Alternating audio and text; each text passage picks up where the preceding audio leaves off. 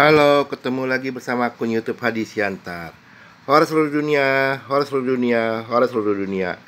Sekarang tanggal 3 Juli 2022, hari Minggu, jam 11.40 waktu Indonesia bagian Barat. Mau jam 12 pagi. Oke. Ini nomor telepon saya. Nomor HP WhatsApp saya 087873406915. Saya ulang ya. Nomor HP WhatsApp saya 087873406915. YouTube-nya Hadi Siantar, Facebook-nya Wang Sugito, Instagram-nya Mekar_Prangko_Puno. Oke, hari ini videonya judulnya mengapa Rusia begitu powerful, mengapa negara Rusia begitu powerful. Awal ketika negara Rusia menginvasi negara Ukraina, lalu pihak-pihak negara barat yaitu Amerika Serikat dan Eropa Barat itu mengembargo, memberi sanksi embargo kepada Rusia, lebih tepatnya embargo ke bidang ekonomi ya. Awalnya saya sangka Rusia akan kolaps karena di embargo ya secara ekonomi, tapi ternyata Rusia makin berjaya. Kok bisa ya? Oke, saya akan jelaskan dulu ya. Negara Rusia itu mengalami 3 masa sejarah. Sejarah pertama itu adalah kerajaan Tsar Rusia. Tsar Rusia Agung. Tsar itu tulisannya T-S-A-R, Tsar. Ya, mungkin maaf katanya karena saya kurang gitu bahasa Inggris ya. Kerajaan Tsar Rusia Agung. Raja terakhirnya Patrick Agung ya. Patrick itu, tapi bukan Patrick SpongeBob ya. Patrick Agung itu dengan karya seninya itu telur, tapi bukan telur asli, telur emas. Sekeliling-sekeliling itu ada berlian. Itu adalah mahakarya Tsar Rusia Agung dan beberapa lukisannya ya. Terus akhirnya masa kerajaan Tsar Rusia Agung itu runtuh ketika ada 2 pemuda dari Rusia, yaitu Lenin dan Stalin. Lenin dan Stalin ini mengajak pemuda-pemudi kerajaan Tsar Rusia Agung untuk bergabung dalam ajaran komunisme. Ajaran komunisme itu adalah sama rasa dan sama rata. Ajaran Leninisme dan Stalinisme ya. Ajaran yang menjadi basic Marxisme, jadi ajaran komunisme ya. Akhirnya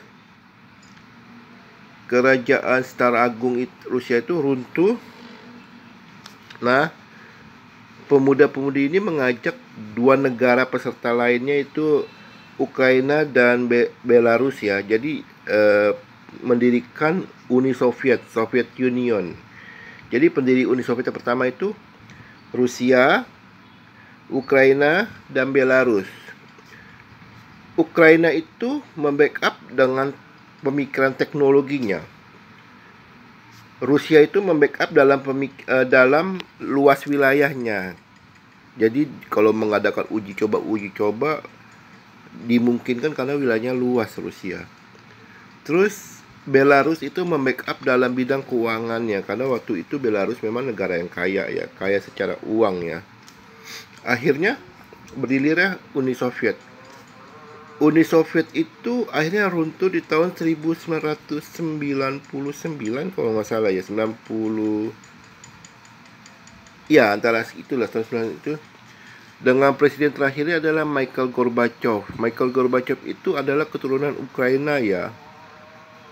Lalu negara-negara yang bergabung di Uni Soviet ini pecah, kayak Latvia, Estonia, Polandia, Ukraina, Hongaria. Dan saat pecah itu, waktu itu presidennya masih presiden pertama sesudah Uni Soviet pecah. Rusia itu berdiri juga ya, berdiri sendiri ya. Dengan presiden pertamanya adalah Boris Yeltsin. Almarhum Boris Yeltsin itu sudah meninggal dunia. Ya, almarhum Boris Yeltsin. Saat Boris Yeltsin itu meninggal dunia, saat Boris Yeltsin itu memimpin Rusia, lalu pecah lagi perang antara Rusia dengan Chechnya. Chechnya ini adalah republik kecil ya yang ada di lingkungan negara Rusia. Sejatinya memang wilayah Chechnya itu tidak ada tambang minyak, nggak ada tambang gas alam, tidak ada tambang minyak bumi, nggak ada sumber emasnya, peraknya nggak ada. Itu tapi memang tanahnya memang subur, satu tanahnya subur, kedua memang pemandangannya bagus ya, pemandangan gunung-gunungnya ya. Kenapa Rusia mempertahankan Chechnya tapi membiarkan Estonia, Latvia merdeka? Karena kenapa?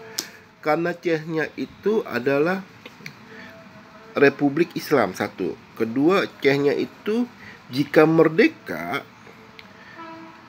40% wilayah Rusia itu 40%-nya ya itu adalah Republik Islam lokal ya. Jadi makanya Rusia mempertahankan agar Chechnya tidak merdeka. Maka itu perang Rusia dan Chechnya itu adalah perang terbrutal ya. Beda dengan perang Ukraina dan Rusia. Kalau Ukraina kayaknya memang maaf kata ya, Ukraina itu daya tempurnya agak kurang dibanding Chechnya ya. Kalau Chechnya ini memang benar melawan dengan senjata seadanya ya. Dia lawan Rusia dengan hal-hal yang wow luar biasa. Memang pejuang-pejuang Chechnya harus diacungkan jempol ya. Akhirnya Boris Yeltsin ini memberi estafet kepemimpinan kepada murid didikannya yaitu Vladimir Putin. Dua langkah pertama yang Putin lakukan adalah berdamai dengan Chechnya. Berdamai, satu. Kedua adalah Putin memanggil beberapa kaum-kaum spiritual indigo, walaupun tidak di wadah resminya, mengumpulkan spirit indigo untuk membantu negara Rusia. Saat Putin diberi kekuasaan oleh Boris Yeltsin, saat itu Boris Yeltsin mengundurkan diri, ekonomi Rusia itu sudah hancur.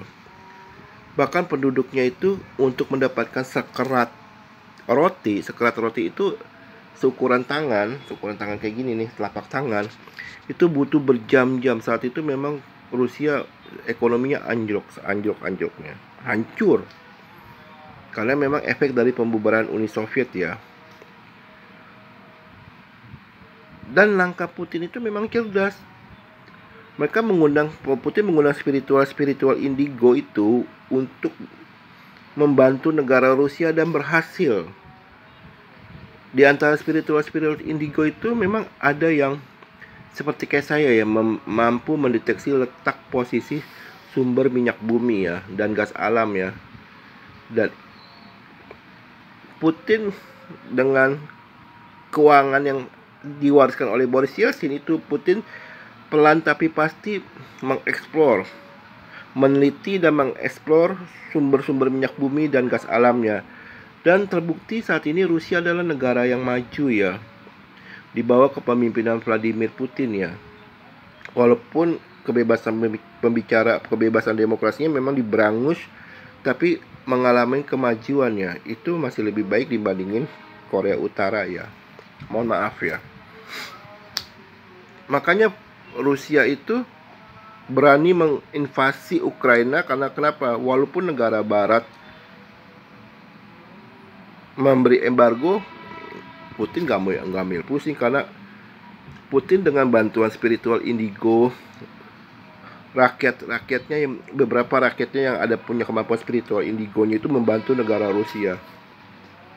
Itu yang kenapa beberapa kali saya bilang di media sosial saya, di YouTube Hadi Siantar, di Facebook Uang Sugito, di Instagram saya jarang komen ya.